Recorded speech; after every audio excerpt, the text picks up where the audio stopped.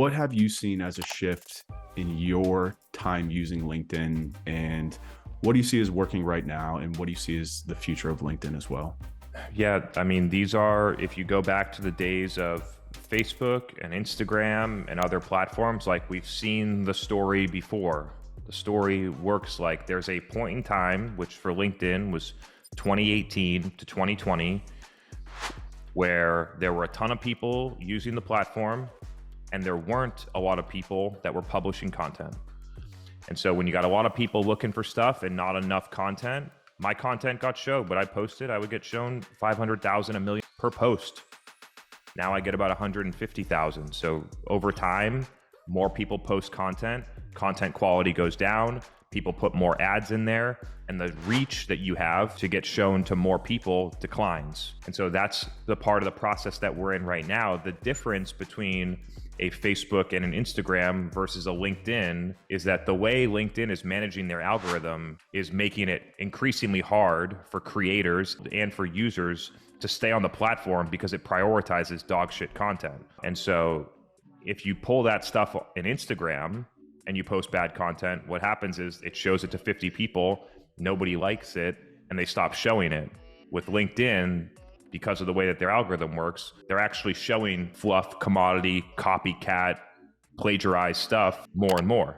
Additionally, they do not reward big creators. As I've grown my following, my reach has decreased, which makes absolutely no sense. And so generally, I'm pretty displeased with how LinkedIn has been running the platform. And the core difference between a Facebook and an Instagram versus a LinkedIn is that LinkedIn is a B2B sales company, not a social network. They're trying to be a social network, but where do they make most of their money?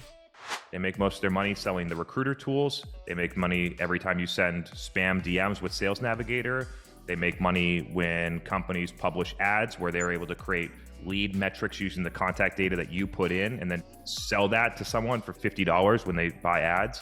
And that's how LinkedIn makes money. And so the revenue model for LinkedIn is misaligned with users, which is different than all other platforms. In all other platforms, the platforms make more money when you stay on longer because it's an ad platform. They make more money the longer you stay because they show an ad 1 out of every 5 posts. And their goal is to keep you engaged. And maybe LinkedIn's trying to get there, but they haven't shown me to this point that they can actually be an effective social network. There was a point in time where there was just a supply and demand and a big opportunity, and the algorithm wasn't sophisticated then either. It was just that there was a huge opportunity and I was able to capitalize on it. I've been spending some time with their product team, giving this feedback. I give it on the podcast every time, hoping that a couple people at LinkedIn listen to this and do something about it, because I wouldn't be surprised if in the next 36 months, if you see some types of popular communities or other social networks, like a Bravado's doing this for sales, where they're actually going to start to steal market share from LinkedIn because it's so bad to spend time there. People spend time there because they know there's an opportunity to get visibility, but they dislike, for the most part, the content, the stuff that they see. And so if another platform is able to bridge that, where they get a mass scale of B2B people that have the authority to buy stuff, and they match it with a social network first mindset, potentially going a little bit more niche, social network for B2B marketers or revenue professionals, social network for developers or product teams. Like, there's something really there, and I wouldn't be surprised if we see more of those popping up in the next 3 years. And if LinkedIn continues to not be able to execute, I hope someone starts to take market share from them. So do you think for somebody who's a little bit more on the beginner side, maybe trying to, build their agency, build their business, their B2B, they're listening to your podcast, they're taking your advice, they want to do stuff on dark social, do you feel like LinkedIn is still a good place for them to invest a lot of their time and resources? The primary thing that you should focus on is the business strategy.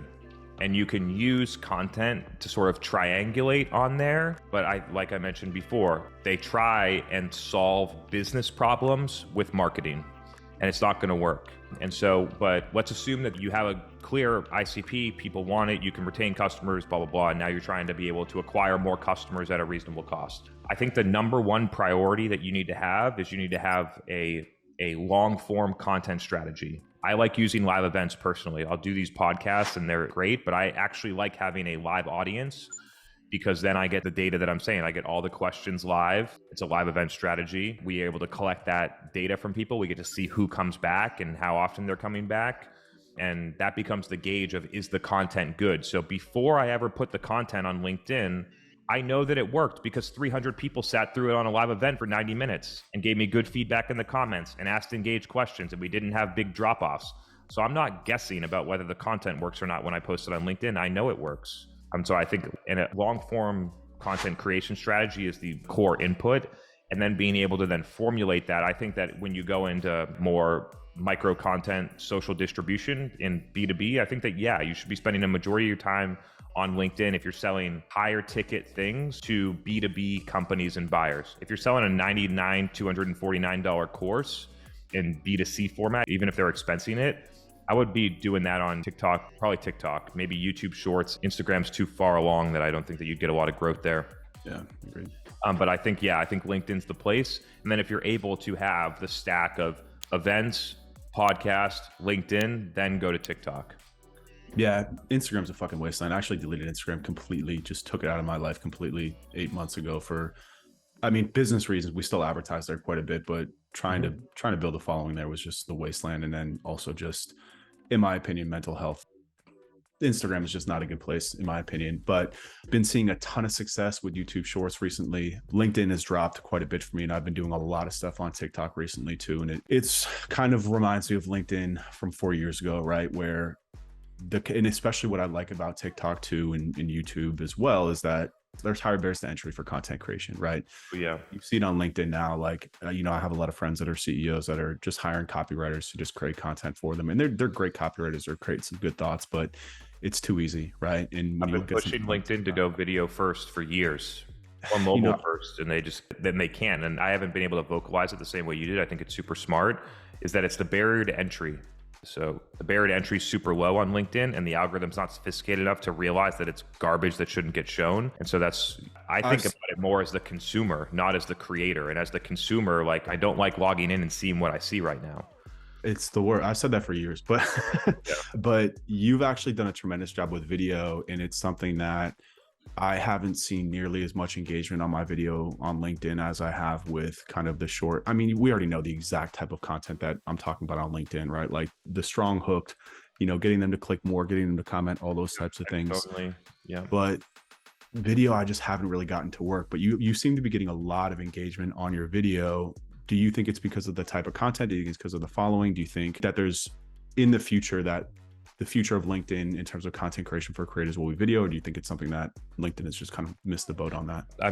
First off, I started doing LinkedIn video in October of 2019. So I've been doing this consistently 3 to 7 times a week for the past 3 years. Yeah. So I think there's a consistency element. When I go back and look at what was happening, at that time, I was getting hundreds of engagements on my text posts, and I would get 10 to 20 engagements on a video post. But the reason that I made that direction is because people were copying my text posts. They were translating them into new language and literally directly plagiarizing, and they weren't doing anything about it. So I said, you're not gonna be able to plagiarize this. And I moved to a video first format, and it was highly successful for me. The algorithm simply doesn't prioritize it. But if I make a text post, I'll probably get 250,000 views. If I make a video post, I'll get somewhere between 80 and 150,000. So about half, 33% to 50% of the overall views on a video versus a text post. But people are sitting down there and watching a 4-minute video from me versus reading my text, not from me. So there's a whole nother element of what is the impact of the content, right? If you exclude just impressions, what's the impact to that? And I've just found that the video builds trust, credibility at an entirely different level, and then is able to feed people from a 4-minute video into our podcast. And all of a sudden, before they know it, they've listened to 100 podcast episodes from us. I never have and still don't prioritize vanity metrics like impressions. I look at business impact, and we've just seen tremendous growth since we moved to video. I'm mixing a little bit of stuff in now using screenshots and data and stuff like that. But if LinkedIn prioritized video, I'd post video every day. 100%. Coming to the top of the hour, I don't want to waste too much of your time. I'll wrap this up with just one question around TikTok. It's something I've been pushing on my consulting clients for a while, and I've been getting legitimately laughed at by a lot of people, not necessarily maliciously, but just like, oh, isn't that the platform where people dance? And I know that you've been a proponent of it, which is great. Have you been pushing that on clients? You've had a little bit of success there. Do you see that as kind of your next LinkedIn. I mean, TikTok's doing a tremendous job with their algorithm is amazing. The content there is amazing. I was actually talking to a friend of mine, another agency owner, $30 million agency owner, and we were talking about TikTok, and he was saying, I'm addicted to consuming, but I haven't been able to actually create there yet. So essentially what you were talking about with LinkedIn, right? Lack of creators, more consumers, much harder to create content for it because it's a much different type of content as well. Do you see that becoming a huge opportunity for B2B in the coming years? And how are you approaching TikTok? What people are saying to you about TikTok right now is the same thing that people said to me about LinkedIn in 2019, the same thing that B2B executives said to me about Facebook in 2015, and over again. So what they do is they say it's too early, it's just for people that are dancing, and then they come in now. They're in here, they're trying to get into LinkedIn now instead of 2019, and all the best part of it they missed. Yeah. Same thing on Facebook. Most B2B companies, if they even have one now, didn't adopt a Facebook ad strategy until 2019, maybe 2020. iOS 14 comes around, destroys that platform, and you missed 5 years that you could be running ABM directly at your target accounts with no software expenses and go directly to them at like $4 CPM. Yeah. Now it's $18, $20 CPM, and you don't have tracking. By not moving, you miss the biggest part of the opportunity. But I don't think that B2B companies should be focused on TikTok at all right now. They haven't proven that they can host a live event that people like. They haven't proven that they could post on LinkedIn once a week and people like it. They haven't proven that they can do a podcast. They haven't proven that they can make a YouTube video. They haven't proven that they can measure their marketing in the right way that actually facilitates doing TikTok, right? They can't even change how they measure marketing, so TikTok's gonna be a failure no matter what. And so no, I don't think that B2B companies should be focused on TikTok. I think they should be focused on understanding their customers, developing a content strategy that people like, and then moving that in order of prioritization to the platforms that matter most. And TikTok is probably a 2 or a 3 in a B2B company right now. And so if this is a timing thing, should companies do it? Absolutely. Are they ready to do it? Absolutely not. And so it's like the graphic that you see all the time, like a bunch of people in the boardroom. People haven't liked our content on Pinterest, Instagram, TikTok, LinkedIn, Twitter, but now we're going to try, Be Real or whatever, and we're going to go out and try some new thing. And that's what's going to work for us. It's not the platform. It's the measurement, it's the content, it's the strategy is my view on that. So if you're organizationally ready, which there's probably less than 1% of the people listening to this podcast are organizationally ready to go do TikTok, then you're probably already doing it. You know what I mean? If you're ready, you don't need me to tell you to do it. You're already doing it. And if you're not already doing it, you're probably not ready.